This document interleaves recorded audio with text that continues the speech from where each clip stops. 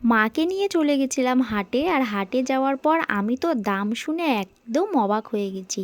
এত পরিমাণে জিনিসের দাম, গরিবরা কি খাবে। হ্যালো এভরিওয়ান, আমি রুমা তোমাদের সামনে চলে এসেছি একটা ছোট্ট মিনি ব্লগ নিয়ে। তো মাকে নিয়ে গেছিলাম হাটে, আর হাটে এত সবজি দেখে আমার মনটা তো ফুরফুর করছে ঠিকই, কিন্তু দাম শুনে অনেকটা খারাপ লাগছে। যে পরিমাণে সবজি বাজারের দাম বেড়েছে সে আর বলার মতন না। পেঁয়াজ এদিকে মা বাছতে বসে গেছে, তো মার সাথে আমি একটু হেল্প করে দিলাম। আর আলু বলো, পেঁয়াজ বলো, যে কোনো সবজি, মাছ, সমস্ত কিছু কিন্তু প্রচুর পরিমাণে দাম বেড়ে গেছে। তো অনেক বছর পরে মায়ের সাথে আবার কিন্তু হাটে আসা, আর হাটে এসে তো দেখলাম যা অবস্থা। তো যাই হোক, আমি কিন্তু আসলে এসেছিলাম জিলিপি খাওয়ার লোভে, তো এদিকে চলে আসলাম জিলিপি খাওয়ার জন্যে। আর এদিকে কিন্তু জিলাপি খেতে আমার অনেক ভালো লাগে, আর এদিকে খাবারগুলো দেখে তো আমার চোখ থেকে লাভ লাভ বেরোচ্ছিলো।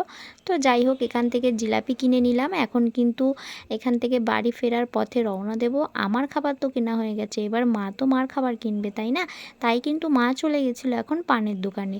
তো এখানে এসে পান নিয়ে নিলাম। এখানেও কিন্তু প্রচুর ভিড়, আর পানেরও অনেক দাম।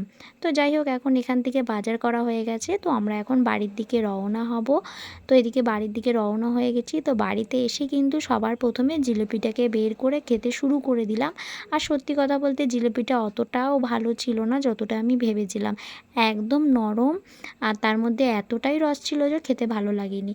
তো যাই হোক, ভিডিওটা তোমাদের কেমন লাগলো জানিও। দেখা হচ্ছে নেক্সট ভিডিওতে। আর হ্যাঁ, লাইক, কমেন্ট অ্যান্ড শেয়ার করে পাশে দেখো, তোমাদের ভালোবাসা আমাকে অনেক দূর এগিয়ে নিয়ে যাবে।